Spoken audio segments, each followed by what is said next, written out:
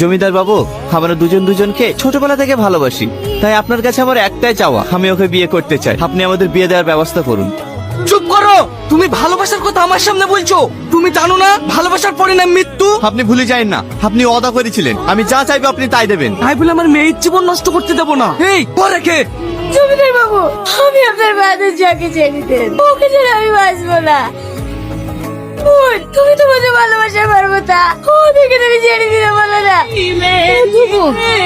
আব্বু, ওকে ছেড়ে দেন। কেন মা? না আব্বু, জোর করে কারোর ভালোবাসা পাওয়া যায় না। আমি তো জানি ভালোবাসা হারানি কতটা কষ্ট, তাই আমি চাই না আব্বু আমার মতন এই বোনটা কষ্ট পাক। বাহ, তোর মুখ থেকে আমি এটাই শুনতে চাইছিলাম। ওকে আমি কোনোদিনই মারতে পারতাম না, ওর ব্যবহারে ওকে আমি আপন করে ফেলেছি। বাপ, আজ আমি পাপের প্রায়শ্চিত্ত করতে চাই। তোমাদের বিয়ে আমি ধুমধাম করে দিতে চাই। চলো বাপ ঘরে।